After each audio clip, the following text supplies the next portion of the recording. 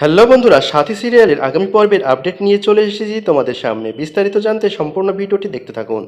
সাথী সিরিয়ালে তোমরা এই পর্যন্ত দেখতে পেলে ওম বিচারপতির সামনে সওয়াল জবাব করতে থাকে এবং বিচারপতিকে বোঝাতে থাকে যে রঞ্জন বিশ্বাসের সঙ্গে এই আনন্দ ঠাকুরের এই কেসটার কতটা মিল আছে।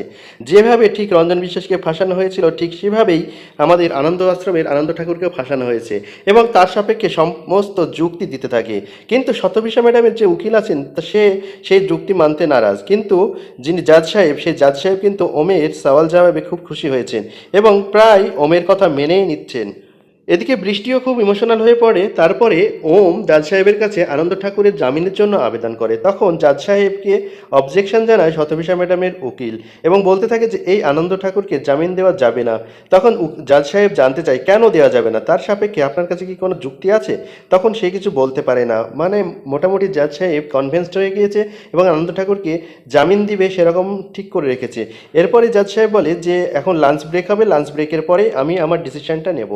তারপরে আস্তে আস্তে সবাই লাঞ্চ ব্রেকের জন্য খাবার খেতে চলে যায়। তখন সুজয়বাবু যায় না, সুজয়বাবু সেখানেই বসে থাকে এবং আনন্দ ঠাকুর যেখানে বসে আছে সেখানে যায় এবং আনন্দ ঠাকুরকে বলতে থাকে আমার মনের মধ্যে একটা সংশয় তৈরি হয়েছে আমার মেয়েকে তা নিয়ে, এবং আপনি আমাকে সঠিকভাবে বলছেনও না যে আমার মেয়েটা কে।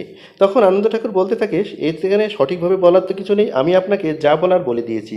এবার আপনার সময়, আপনাকে পরীক্ষা করে আপনাকে দেখে নিতে হবে আপনার মেয়ে, আপনার আসল সুমেধা কে।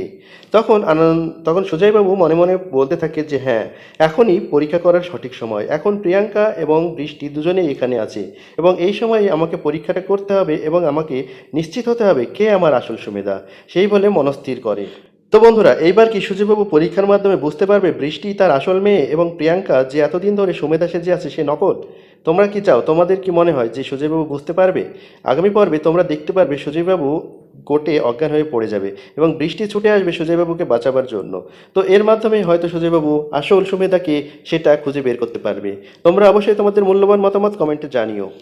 ভিডিওটি ভালো লাগলে লাইক, কমেন্ট এবং শেয়ার করো। আর যারা প্রথম দেখছো তারা সাবস্ক্রাইব করে বেল আইকনে ক্লিক করে আমাদের সঙ্গে যুক্ত থেকো। ভিডিওটি এতক্ষণ দেখার জন্য অসংখ্য ধন্যবাদ।